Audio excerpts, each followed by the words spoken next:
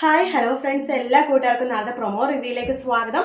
അങ്ങനെ നാളെ നമ്മുടെ ലാവണ്യ വെച്ച കറിയാന്ന് പറഞ്ഞിട്ട് ഒരുപാട് കറികൾ അഞ്ജലി കൊടുക്കുന്നുണ്ട്. പക്ഷെ അതിലൊരു കറിയിൽ ഒരുപാട് എരിവ് ഇടുന്നുണ്ട് കേട്ടോ. കാരണം മുത്തശ്ശി വഴക്ക് പറയാൻ വേണ്ടിയിട്ട് അങ്ങനെ ശ്രുതിനെ പിടിച്ച് നിർത്താലോ വെച്ചിട്ട് അങ്ങനെ ആ കറി തന്നെ നമ്മുടെ മനോരമ എടുത്ത് കഴിക്കുകയാണ്. ആ ലാവണ്യ വെച്ച കറി സൂപ്പർ ഡെലീഷ്യസ് അമേസിങ് എന്നൊക്കെ പറഞ്ഞിട്ട് ആ കറി എടുത്ത് കഴിക്കുമ്പോഴേക്കും എരിവ് കാരണം നമ്മുടെ ആ മനോരമയുടെ നാവാകെ പൊള്ളിപ്പോകുകയാണ്. അങ്ങനെ മനോരമക്കാകെ വയ്യാണ്ടാവുകയാണ്.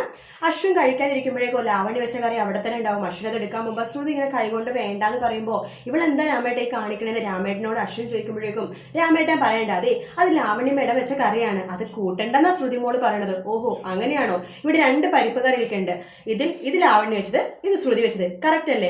കറക്റ്റ് ആണ് കുഞ്ഞ് എന്ന് നമ്മുടെ രാമേട്ടൻ പറയുമ്പോൾ അശ്വിൻ പറയണ്ടേ, എങ്കിൽ എനിക്ക് ലാവണ്യ വെച്ച കറി മതി, എനിക്ക് ലാവണ്യ വെച്ച കറി കൂട്ടാനാണ് ഇഷ്ടം എന്ന് പറഞ്ഞിട്ട് ആ കറികൾ വാരെടുത്ത് തിന്നുവാട്ടോ. എരിവ് കാരണം അശ്വിന് ഇറക്കാൻ പറ്റുന്നില്ല. പക്ഷെ ശ്രുതിയുടെ മുമ്പിൽ തോൽക്കാതിരിക്കാൻ വേണ്ടിയിട്ട് ആ കറി ഫുള്ളും വലിച്ചു വരുത്തുന്ന ഒരു ഭാഗമായിട്ട് നാളെ കാണിക്കാൻ പോണത്.